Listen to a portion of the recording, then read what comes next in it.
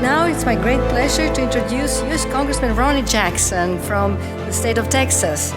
He's member of the U.S. House Foreign Affairs Committee, House Armed Services Committee, and retired United States Navy Rear Admiral. Dr. Ronny Jackson was deployed to Iraq for a combat surgical shock trauma platoon. While serving in Iraq, he was called back to the States to serve in the White House medical unit during President George W. Bush's administration. Dr. Jackson would ultimately lead the White House medical unit as physician to the president during the Obama and Trump administrations. In January 2019, President Donald Trump appointed him as chief medical advisor and assistant to the president. Please join me in welcoming Congressman Jackson.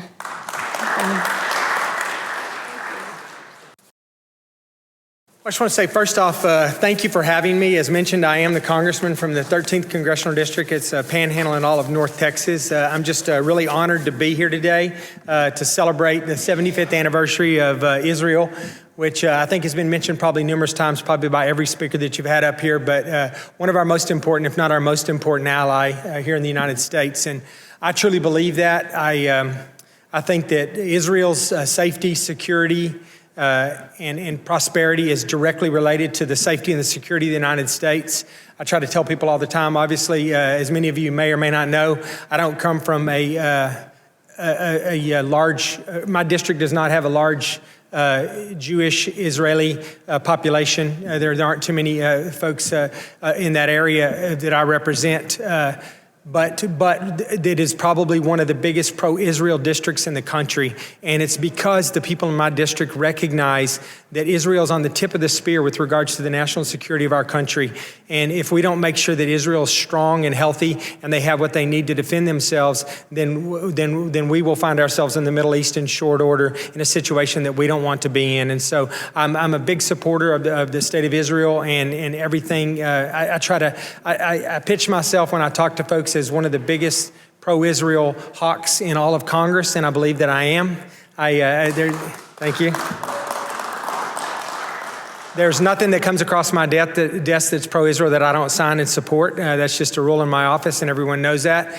And one of the things I think I'd point out, just to reiterate that, is I'm involved right now. I know thanks to Congressman Lamborn, back in 2018, we had the Taylor Force Act that was passed. And it just so happens, it's just total coincidence, but Taylor Force was born and raised in Lubbock, Texas, and I was born in Lubbock as well. That's just a little bit south of my district in the 19th Congressional District of Texas.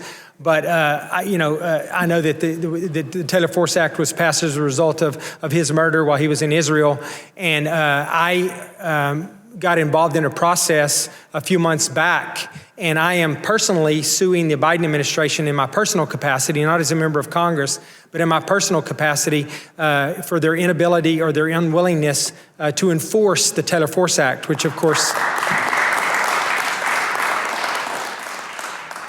as you know, is a process to stop the money that's coming from the United States to the Palestinian Authority and then to radical Islamic terrorists that are murdering Americans and Israelis, and then being funded and being given money through the Martyrs Fund that they've set up. And so there's absolutely no excuse for a single U.S. dollar to be spent in that fashion. And so we're working hard to make sure that doesn't happen. But I just wanted to tell you thank you. Thank you for what you provide to the United States and for being such a wonderful ally. I know that some of you have stronger ties directly to Israel than others, but it's important to all of you as it is important to me. I was at the White House for 14 years in the Bush, the Obama, and the Trump administration. I've been to Israel numerous times, most recently last year as a member of Congress. I'm a sophomore now, but I went during my freshman year. I really enjoyed it as always. I'm going back again in August. I intend to go to Israel every opportunity that I have. In my duties, part of my duties on the Foreign Affairs Committee, I'm on the subcommittee for the Middle East counterterrorism. And so it's in my wheelhouse with regards to my subcommittee as well.